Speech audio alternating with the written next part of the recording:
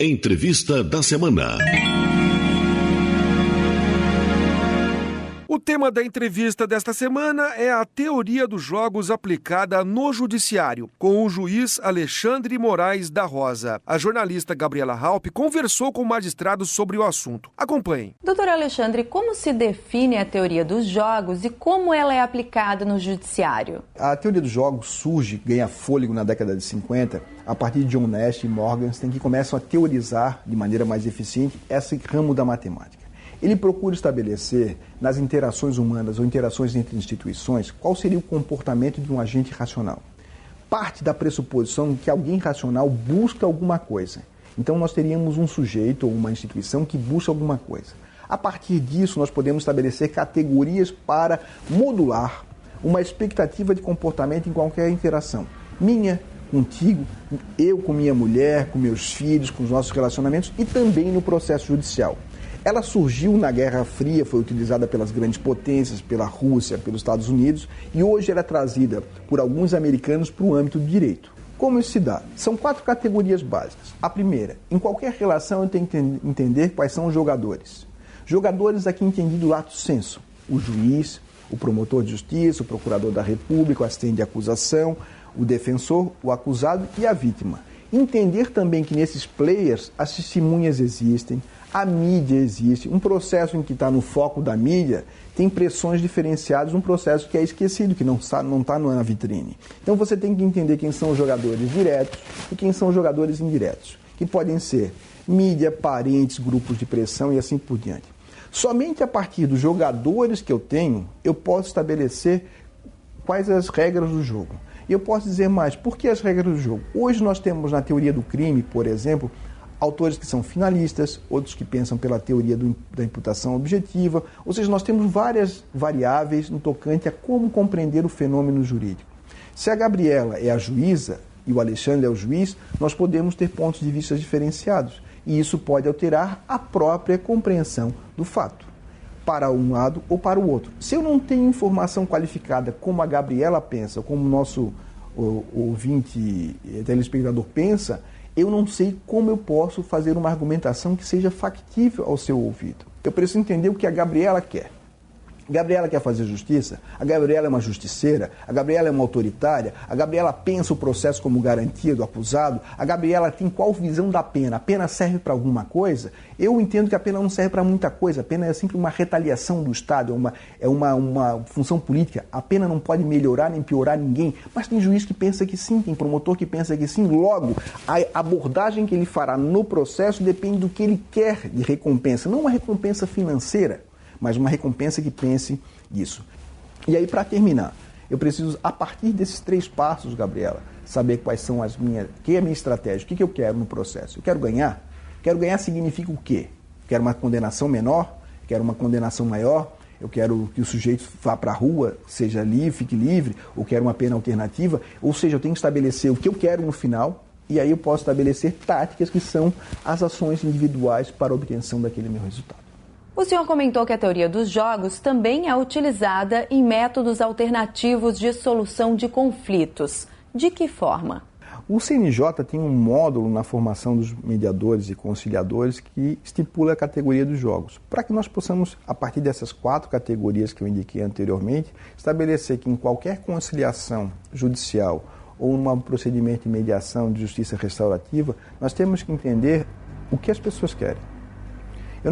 O direito tem uma resposta pronta antes do problema. Os juízes têm as suas respostas prontas.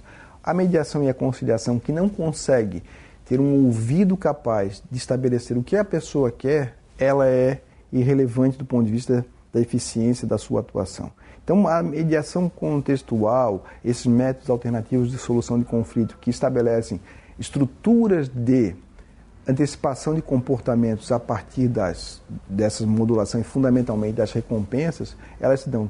Sabes assim, o nosso telespectador, todos nós, temos aquelas pessoas que nós temos às vezes uma pequena rusga, que o motivo racional, ele é irrelevante, mas aquilo tem uma carga emocional porque há 12 anos, quando eu estava no colégio, tu me olhasse com cara feia ou alguma coisa aconteceu no passado. Se eu não tenho capacidade de entender que, embora eu tenha uma fotografia do conflito, ele tem que ser ampliado para buscar causas outras, personagens outros que intervêm, eu não tenho êxito na abordagem. Daí que a possibilidade de ampliar, estruturar o conflito a partir de categorias que lhes dão a possibilidade de investigar por outros caminhos para além da fotografia do conflito é uma das possibilidades de êxito dos métodos alternativos de conflito. Cada caso é um caso, o dia é um caso. A capacidade do terceiro que vem como mediador de entender as dinâmicas é fundamental. Hoje em dia, se eu vou para uma sessão de mediação e a pessoa passou mal a noite inteira, está com gripe, a abordagem está com dor de dente, não tem capacidade de fazer acordos. Então eu tenho que entender que pessoas com fome, pessoas com raiva, pessoas com ódio, elas não têm a capacidade, muitas vezes, de tomar decisões racionais. Ter a sensibilidade de protrair no tempo, adiar por uma semana, é uma possibilidade humana. Entender essas dinâmicas que são sempre voláteis é um mecanismo. O senhor escreveu um livro sobre a aplicação da teoria dos jogos em processos penais. Quais as outras áreas do direito que utilizam esse método? O que eu trouxe de novidade, por assim dizer, foi aplicar a teoria dos jogos ao processo penal brasileiro. Essa foi a minha expectativa de atuação. Nós já temos outros professores no Brasil que trabalham a teoria dos jogos aplicada à recuperação judicial, ao direito comercial, no processo civil, no processo trabalhista, nas investigações criminais operadas pelo Ministério Público, pelo delegado de polícia. Nos treinamentos policiais militares que fazem abordagem nas ruas, se usa mecanismos, mesmo que não se saiba, da teoria dos jogos. Por exemplo, quando você vai a uma abordagem policial e tem duas pessoas no carro, não raro os policiais levam um condutor para a frente do veículo, o outro policial leva o outro passageiro para trás do veículo. Perguntam amenidades, perguntam questões irrelevantes, de onde é que estão vindo, onde é que não estão vindo. Depois de um certo período, os policiais alteram. Um outro vai para frente do carro, o outro vai para trás. E pergunta, vai ajudar, vai cooperar, vai entregar o que tem no carro? Porque como o outro não sabe o que o outro falou, a possibilidade de entregar para colaborar é maior. Se joga fundamentalmente no processo com informação. Dois mecanismos, quantidade e qualidade da informação. Isso que eu fiz referência anteriormente chama-se dilema do prisioneiro, que é a possibilidade de mitigar a informação para você dizer. E quais os principais benefícios desse método para a justiça? A vantagem é você poder ter clara, nessa estrutura teórica, formal, como pode acontecer. A passagem para a realização de um ato pressupõe um lugar ético de responsabilidade do sujeito. O perigo é que muitos podem usar disso para poder manipular, viciar o jogo. Então, uma atitude ética é uma atitude importante. O que a teoria dos jogos vai poder nos mostrar é que tem gente jogando e nós jogamos mesmo se não sabemos, mesmo que nós não acreditamos. E quem joga sem saber que joga é um pato, porque pode estar sendo manipulado pelo seu outro oponente. Daí que, se você entende a estrutura, pode operar com ela, você pode atuar de maneira ética e saber quando o outro tenta te manipular. Nós temos várias possibilidades de manipulação de argumentação que são possíveis no processo. Se você entende isso, entende onde o outro quer chegar, você pode atuar de maneira contingente para, de fato, contornar a manipulação. Agora, aquele sujeito que entra num processo penal e não consegue entender que o outro sujeito, o oponente, o juiz, o promotor, estão vinculados a uma recompensa que não é uma recompensa, repito, necessariamente financeira, ele é, com todas as letras, um pato, porque ele está jogando um jogo que pode estar viciado e pode não estar, mas ele não tem a capacidade de fazer essa leitura. O que os grandes matemáticos, jogadores de xadrez fazem, e por isso Bob Fischer, por exemplo, é a capacidade de antecipar jogadas muito adiante. Nós somos humanos, os sujeitos medianos têm capacidade de antecipar 3, 4 jogadas. Os grandes jogadores antecipam 10, 20, 30 jogadas. Quando você vai jogar pôquer, e na conversa preliminar nós falamos isso, pôquer, truco, você vai ter um perfil de alguém que arrisca, alguém que não arrisca. Então você consegue estabelecer tudo isso, antecipando as jogadas. Essa é a ideia básica que nós temos, antecipar o conflito. Se você vai na sua relação humana, e a teoria dos jogos tem umas coisas bem legais, Gabriela. Ela fala da guerra do sexo. Eu e minha mulher, ela quer Ir ao cinema, eu quero ver o jogo de futebol. São dois, é impossível nós fazermos juntos a mesma coisa. Nós podemos fazer cada um, ela ir ao cinema, eu ir ao futebol. Isso pode trazer um prejuízo a médio e longo prazo para o nosso relacionamento. Só que se nós queremos fazer juntos, alguém tem que ceder. E nesse alguém tem que ceder, eu tenho que entender o que eu ganho de recompensa e o que eu não ganho de recompensa. Ah, é muito calculista? Não. É que você tem que entender isso para não causar problemas maiores. Você não necessariamente precisa utilizar a teoria dos jogos para manipular, mas você pode ter um desenho do que é uma estratégia, um comportamento dominante e um comportamento dominado. E qual o limite ético desse jogo? A ética, você tem uma ética que pode ser formal, uma ética que pode ser material. O que nós temos trabalhado aqui é evitar a manipulação. Eu não posso chegar aqui e saber que você é a juíza e que você é altamente religiosa e me colocar com um crucifixo no pescoço para te convencer, porque eu estaria te manipulando. A ideia de manipulação é uma ideia de rompimento com o fair play, um jogo limpo. Alguns autores têm trabalhado, e eu uso no livro, uma noção de doping, autodoping e heterodoping. Que é doping agora, no tempo de Olimpíada, todo mundo fala, a Rússia acabou do atletismo ser excluída. É a injeção de algum significante, de algum mecanismo, de alguma tática que seja artificial e que você, com ela, tente manipular aquele que tem um poder decisional.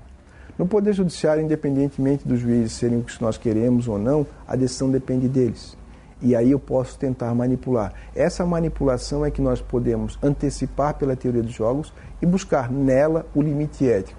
Evitar o doping processual, que é essa maneira de atuar fora do fair play. Como o senhor percebe que tem sido acolhida essa teoria no Estado e até mesmo no Brasil? Na verdade, ele não te dá uma resposta pronta. Ele vai te dizer que você tem que, em cada caso, hoje, quando você se dirige ao fórum, você tem que saber o que aconteceu com o juiz, como é que ele está pensando. Você tem que, a partir disso, ter um modelo contextual. Ele te dá uma opção para poder entender a dinâmica e você chegue numa audiência e possa saber quais são as expectativas de comportamento. Nós temos na teoria dos jogos uma coisa que é assim, eu vou fazer uma audiência com o juiz de Cuiabá, eu sou um advogado de Florianópolis, eu não tenho expectativa de voltar a ter um processo lá. Então a minha atuação pode ser uma atuação mais ríspida, mais agressiva, mais contundente. Se eu vou fazer uma audiência com o juiz da comarca da onde o meu escritório funciona, eu posso ter uma audiência semana que vem, amanhã eu tenho o que nós chamamos de jogos repetidos, rodadas, em processos diferentes. E uma altercação, uma briga, hoje, pode ter repercussões no futuro. Para finalizar, eu gostaria que o senhor comentasse sobre a aplicação da teoria dos jogos nos julgamentos colegiados, nos tribunais pelo país.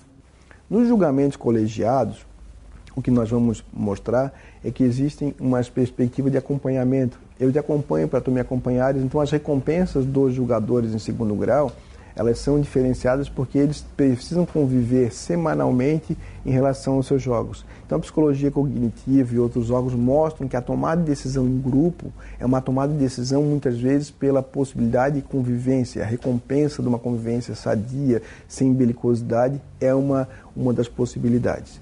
Isso faz com que nós tenhamos também um diálogo com outros saberes, Gabriela. Mais uma coisa, quando eu cheguei nessa sala, quem está assistindo na televisão me olhou e gostou ou não gostou de mim.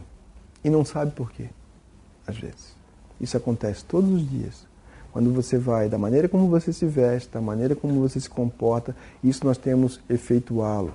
Se você tem a forma como você vai se vestir, tem diferença. A maneira como você fala. Se eu estivesse aqui dizendo, eu estou muito feliz de vir aqui falar com você, o meu corpo desmente o que eu falo pela boca. Então nós temos tantas variáveis no processo penal, tantas variáveis na interação humana e as possibilidades de modular as expectativas de comportamento, que esse é um benefício da teoria dos jogos. É claro que a minha avó acha que jogo é coisa do demônio, porque ela é cristã, e nós não temos uma noção de jogo como alguma coisa suja. A ideia da teoria dos jogos não é uma ideia da visão mundana dos jogos, ela é uma teoria que busca estabelecer expectativas de comportamento. Se você vai usá-las para o bem ou para o mal, é uma questão ética sua. Mas se você não sabe como estabelecer essa expectativa de comportamento, você, de alguma maneira, é ingênuo.